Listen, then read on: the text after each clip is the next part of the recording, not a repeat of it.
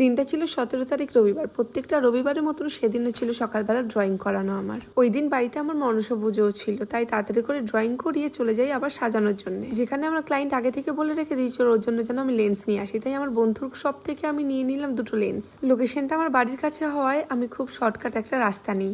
আর আজকের কাজটা ছিল আয়েশা বলে এই বোনটার বেবি শাওয়ার। আর সেদিনকে কিন্তু ফার্স্ট টাইম আমার এক্সপিরিয়েন্স হলো অন্য কাস্টের বেবি শাওয়ার, যেখানে কিন্তু বোনটা মুসলিম ফ্যামিলি থেকে বিলং করে। অনেকগুলো নিয়মই কিন্তু সেম ছিল, যেরকম 12টার আগে খেতে দেওয়া এরকম টাইপের জিনিসগুলো। যাই হোক, তারপরে আমি ওর মেকআপটা জাস্ট কমপ্লিট করে দিলাম। তারপরে ও আমাকে বললো হেয়ারটাও নর্মাল রাখতে চায়। যাই হোক, গল্প করতে করতে আমি ওর হেয়ার স্টাইলও ডান করে দিই। তারপরে ও বলছিল যে জুয়েলারিগুলো কিছুটা পরে পরবে, কারণ হলো ও নতুন জুয়েলারি পরতে চেয়েছিল। আর বেশিরভাগ জুয়েলারি বলছিল যে ওর আশীর্বাদ হবে তখন নাকি ওকে জুয়েলারিগুলো পরিয়ে দেওয়া হবে। তাই জন্য আমি অপেক্ষা করি ওর পরে যদি কোনো ভিডিও নিতে পারি। তারপরে ও যখন আশীর্বাদে বসে তারপরে একবারে ওখান থেকে খাওয়ার ওখানে চলে যায়, তাই জন্য আমি ওর কোনো ভিডিও নিতে পারিনি। আমি যখন বাইরে আসলাম তখন দেখলাম যে রীতিমতো ও ঘাম মুচ্ছে, গরমে প্রচন্ডই গরম ছিল। ভেতরে তো এসি ছিল, অতটা বুঝতে পারিনি। তারপরে বাইরে এসে দেখি প্রচন্ড গরম। ও কিন্তু আমাকে অনুষ্ঠান শেষের পরে অনেক সুন্দর রিভিউ দিয়েছে, তখন অলরেডি ও মেকআপ তুলেই ফেলছে।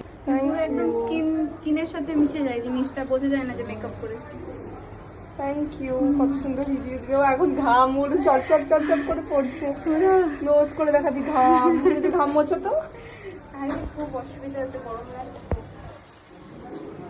খুব ভালো করে সাজিয়েছিলাম, একটা কোমর বিছা ছিল সেটা পর্যন্ত খুলে ফেলেছে, লিপস্টিক খেয়ে ফেলেছে। আমি তো আমার কাছ থেকে আগেও 2বার করেছি, আমার খুব ভালো স্যাটিসফাইড। আর এবারেও আমার 2টা ভাবিও করেছে, ওরাও খুব ভালোবেসেছে। আর আমার সত্যি তোমার হাতের কাজ খুব ভালো লাগে। আমি বারবার নেক্সট বার তোমাকেই বুক করবো।